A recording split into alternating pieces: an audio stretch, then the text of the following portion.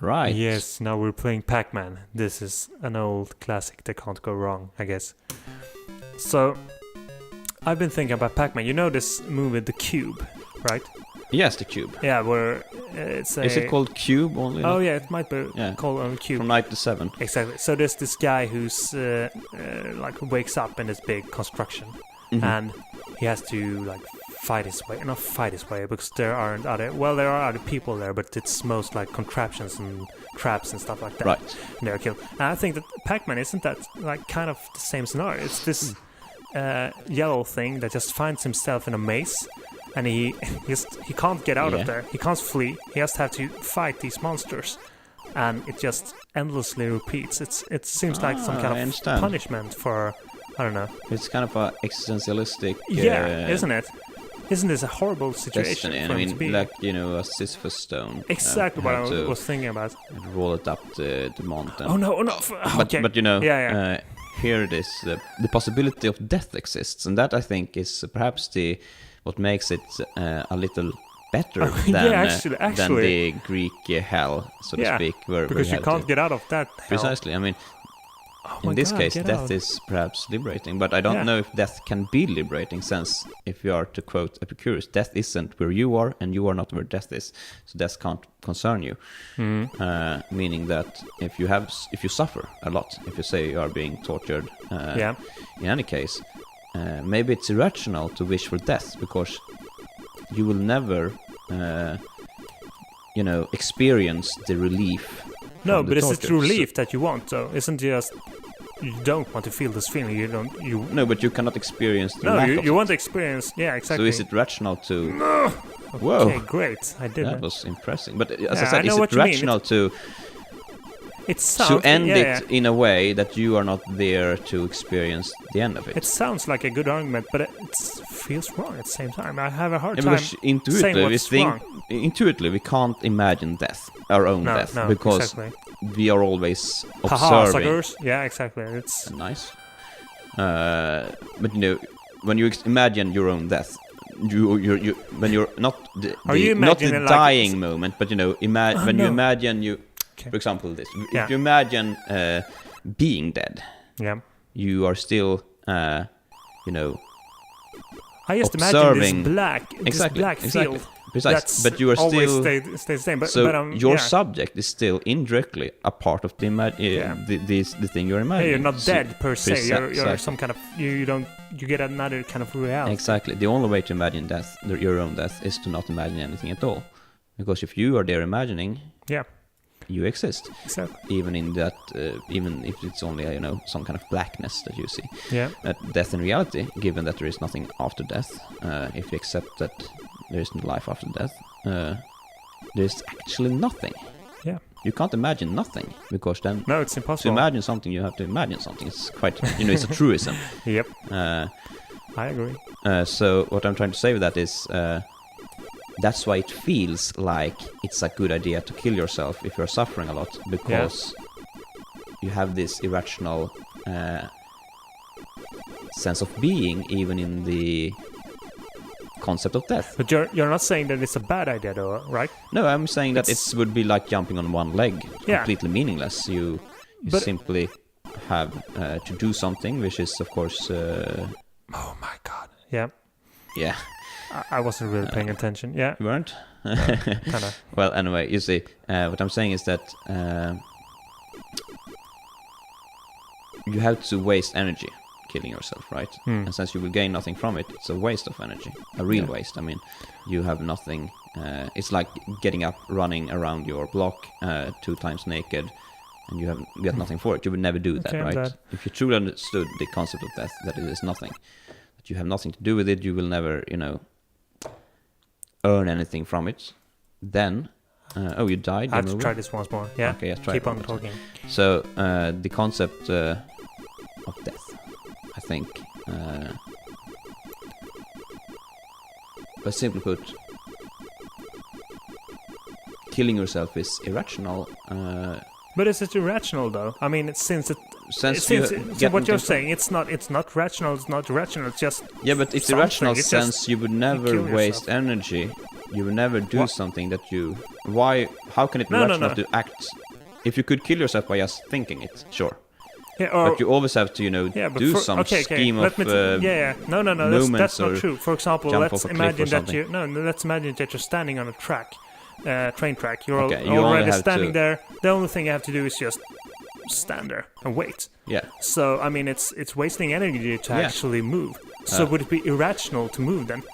I mean, and we're not talking about a suicidal person here. We're just talking about somebody who's like... Yeah, because if we accept the argument that, you won't gain anything from killing yourself when you suffer... Oh my god. You have to accept that you won't lose anything from killing yourself when you're not suffering. And that is a bit harder to accept. You like to kill yourself. No, I didn't see that the other ghost was coming from the right there. I thought it was a escape, but it wasn't. Yeah, but do you see what I mean? I see what you mean. So we are sort of torn by two intuitions. One that, well, of course I won't kill myself because that won't do any good. But, of course I shouldn't kill myself when I'm feeling good because you feel it like you will lose something. But if you're not there to experience the loss, why is it something bad? So maybe rationally, death is the most logical or rational view of death should be indifference. And then if you end up on the tracks, I mean, unluckily, you have no rational reasons to get out of the way. If we follow this argument through. Yeah, but it seems strange though. The thing is, we are genetically programmed to try to survive, right? So we will instinctively feel that it's a bad idea to stay on the tracks. But that explains why we don't want to do it, because I don't think most people and animals don't think like in this way. Exactly. Oh my god. Yeah.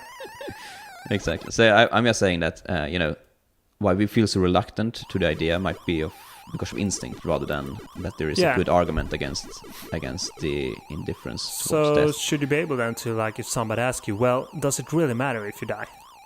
Then you should say like, no, so it's okay if you kill me. But that would go against your primitive feelings. So far, I haven't found a good argument against death being neither good or bad. Yeah. I would say that, well, I can't help not wanting to die. I can't help avoiding death because it's so deeply rooted in the back of my head, so to speak. Yeah. But it's scary that you can't find a rational motivation to avoid it. Yeah. Or seek it up also. Exactly, but I mean, for me, it's not like I'm scared of that argument that I'm scared that I someday would like find it rational to reason in that way and then would die. I mean, I'm pretty sure that for my entire life, unless I suffer something like that, I want to live. I'm going to try to stay alive. Yeah, because I'm not going to do something stupid. That's how I probably will reason also. Okay. But one argument is that you lose the future time you would have had if you die. So that is a loss to you. But the thing is, that seems like a loss. Like, I want the happiness that I can experience in the future. But imagine that someone put some tickets to a concert you would really like to see in your mailbox, right? While you are at work, and still while you're at work, some other person steals these tickets that has been put there. Yeah. So for you, it's no difference. It's just as if no one would have put the tickets there in the first place. Would you say that you have lost something that day? Well, if that guy wouldn't have picked the tickets up, I would have got this great experience. So you would have had experience. I don't know that I've lost it. Precisely. I did lose it. You lost it, but was it a loss to you when you never experienced it? Well, that depends what you mean with a loss. I think we need to have two definitions of lose something. I agree that you don't know. Because, Oh, I died. I died in the middle of that. You died in the middle of, in nowhere? Yeah, in a state of, in a state of being a total Pac-Man. nothingness. I'll try this once more. Okay, one more time then. But yeah, so, I guess you can lose something. Yeah. You can lose something, I guess, in the sense that someone took tickets. That's was yours for a moment of time. You know? And then you can have sensation of loss. Yeah. You know, sensation of loss. You feel Exactly. you have lost something, and that must be, I guess, what's important, right? Yeah, but not really, because I agree that you won't have any negative feelings connected to this theft. You won't feel that, darn it, I could have had this great experience, but I didn't. But on the other hand, that's a negative experience in itself. You don't get to experience this. You don't experience nice any feeling. negative feelings whatsoever because Well, of this you incident. do actually. What? You are experiencing something that's not as good. Aha, as, you mean like that? Yeah, since you're not going to the concert, which we have to assume here would be more fun than the other thing that you are but doing. Then anyway. you are constantly at a loss because yeah, of course. there is always an infinite amount of I agree. better things that could have happened to you in your life. To some degree, I'm always at a loss, but it's like it can be more or less. So when I'm done, it's a go little to the concert, more, but it's quite. I would be quite. No, not loss. I mean, I think there actually, when I think of happiness, I tend to think like that there's a dividing line between somebody being happy and somebody being sad, and then you can be like neutral. It's not either or. That's how I tend to think of it. I don't know if that's a rational, good way to think about it, or if it corresponds to how it actually is. But that's how I think. So in that way, you could be like, yeah, sure, you could be less happy than you otherwise would be. But that's kind of a loss. But you're still happy, so it's still good. All right. So if you have a general happy life and someone steals tickets that you never knew you had, it will be less happy. So it's a loss for sure. But it's not a. It's not. Okay, I don't know how this is actually correlated to the death argument, though, since when you take away the existence of yourself, you are no longer there to, exactly, but suffer from, or you are not even there to I guess, get a less good experience. Get a less good experience than what it would have been if you were alive, right? Yeah. So that counter argument, I think, maybe don't work entirely. What's happening now? Suddenly you're... this is kind of cutscene, which is in when you clear a level? Yeah. Okay. No, well, it's when you clear like 2 levels or something. I see. It comes from time to time. I guess it's supposed to like entertain the player a bit. Well, it was very entertaining, I must but say. It's some fun music. And But are you sad right now that I'm not a hot girl rather than this guy sitting here? I mean, there is a universe maybe exactly. where... No, I'm not... Well, now when you mention it, actually, this would have been much better if we could talk about the same thing, but you were a hot girl as well. Yeah, I'm sorry to say. I'm sorry I'm not a hot actually, girl. But still... Yeah, I'm not sad, but I'm less happy, right? I guess I've said this already. I don't know where I'm going with this. Yeah, but I get what you mean. And so, okay, I'm trapped. Oh, you're trapped. So that's like the whole problem with it. I agree with the argument the whole argument that you laid forward here, and it seems rational, it seems right, and it seems as well as, is it just my stupid intuition that don't want to accept it? That's the question. I think this is similar to the argument about the experience machine. Oh, nice. I'm rocking this. Yeah, the experience machine. Yeah, could you it's an argument summarize it? I can please? Summarize it. I'm trying to escape the ghost. He's actually touching you. He's actually touching you. Yeah. Well, great job, actually. Okay, thank you. You made it there. But anyway, the experience machine is okay. An extra life? No, I didn't. Okay, so continue. So the experience machine is an thought experiment invented. I don't know if you invent those, but it's formulated by Robert Nozick. Conceived of Robert Nozick. Yeah, exactly. Nozick. So, and he was a libertarian guy who thought that hedonism was wrong. He thought that there were other things than happiness that was important within themselves, so to speak. Yeah, for example, I don't know, freedom. I don't know. Freedom, but also authenticity. Yeah. And that's why he formulated this thought experiments. He said that if you had a possibility to jump into a machine, to put yourself in a machine, that would project an illusion of a happy life. Yeah. And you would never know about it being an illusion, and you will live there, for the rest of your life without any the machine would, so to speak, function. No interruptions. No interruptions. You will have a completely happy life, but it wouldn't be real. It would be like in The Matrix. Yeah. The movie The Matrix. It's a very good movie. No, it's I don't like The Matrix. I thought it was good when I was 15 years old. Yeah, it was a good movie. It was a good movie when you were 15. But anyway, so he says that you obviously would not choose to jump into the machine. It's totally he says it's obvious. Come on. That is totally counterintuitive. No one would say yes to such a proposal because you would know that because it wouldn't be real, and and the argument is okay. So obviously we value not just happiness, but also that it is genuine in some way.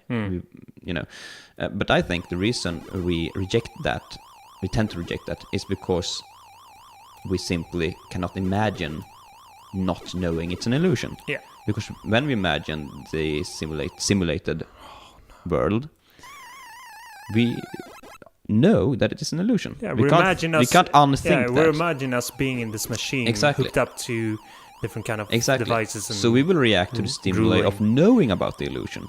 Yeah. And then what you are really negative towards is the unhappiness.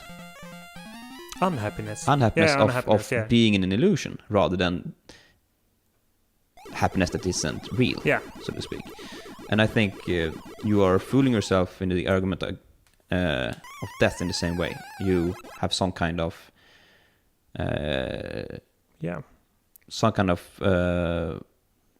dissonance, or some kind of illusion. When you imagine dying or something, I think you think. Do you get what I mean? I get what you mean. No one gets what I mean. I get totally, like last 3 words that you're trying to say. Exactly. But it's because I don't know exactly what you said there before I started this reasoning, but I was thinking things can go wrong like that when you reason. You react to something else than what you think you're reacting to. It might be the case. I still think that this is kind of an open question. I have to think more about this, if it makes sense or not. I'll try to find out the answer and see. Yeah, tell you. I won't say I'm not convinced myself, but I think it's I'm not playing now. It's the computer. Yeah, it's computer. Okay, but let's call it the day or whatever time it is for you who listens to this, watching this. Yeah, and this has been Pac-Man. Pac-Man. It's a pretty good game. I actually got in the zone there, and I think I did. The modern Sisyphus. Well. Pac-Man. Exactly. His chapter. It's a hell. Yeah. So see you later. See you later. Bye. Bye.